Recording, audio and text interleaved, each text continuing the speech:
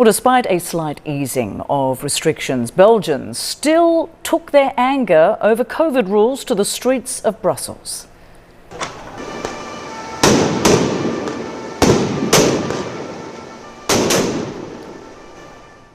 Authorities in Belgium say some 50,000 people demonstrated against current COVID restrictions on Sunday. Clashes between police and protesters led to at least a dozen arrests and police using tear gas. They also used water cannon. According to authorities, 3 officers and 12 demonstrators were hospitalised because of their injuries. Well, governments around the world have been trying to figure out how to overcome vaccine hesitancy and scepticism, since data shows vaccinations are the best protection against coronavirus. Now, some plan to hit the unvaccinated where it hurts most, in the wallet. CNN's Nada Bashir explains. It just got more expensive to be unvaccinated in Austria. The country's parliament passed a measure to make COVID-19 vaccinations mandatory for all adults. If we want to break the circle of lockdowns, we need this law and an end to the restrictions to protect us from the coronavirus. And I think that's what we all want. After being passed by the upper house of parliament and signed by the president, Alexander Van der Bellen, the measure is set to come into force in February, with fines of up to roughly $4,000 rolling out in mid-March for anyone who can't provide proof of vaccination.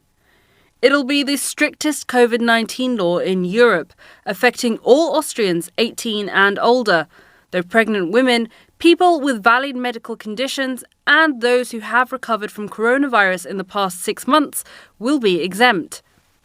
It's a get-tough tactic that comes after weeks of volatile protests in Austria by a vocal minority over coronavirus restrictions. And many countries facing similar resistance say they've heard enough. In Greece, people over 60 who choose not to get vaccinated now face fines of more than $100 a month. Health officials say the financial leverage seems to be working. More than 90% of people in that age group have now received the shot, many in the weeks after the mandate was announced in late November. A similar fine is set to begin next month in Italy, where people over 50 and unvaccinated by choice will also face fines of more than $100. And by mid-February, workers over 50 must have a health pass showing that they're vaccinated or have recovered from COVID-19. Otherwise, they face a fine of up to $1,700. The Italian Prime Minister justified the step, saying it's mainly the unvaccinated who are straining the country's healthcare system. We must never lose sight of the fact that most of the problems we have today come from the unvaccinated. Non-vaccinated people are much more likely to develop the disease and severe forms of the disease. Quebec's premier also calling out the unvaccinated, saying they are putting a financial burden on others and should be taxed for that. Those who refuse to receive their first dose in the coming weeks will have to pay a new health contribution.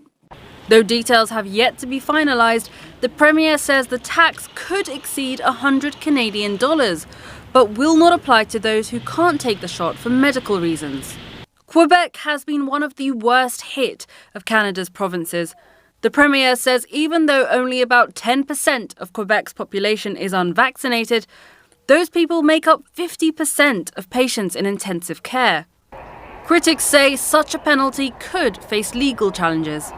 But the worry is that it does, set a precedent that this is the kind of thing that's permissible. And so, the same logic that applies to this measure would apply to, taxing people because of certain other choices that they make. After almost a year of pleading with people to get vaccinated, many European governments are losing patience with the holdouts. French President Emmanuel Macron says he wants to piss off the unvaccinated, but a growing number of places say it might be more effective to make them pay up instead. Nada Bashir, CNN, London.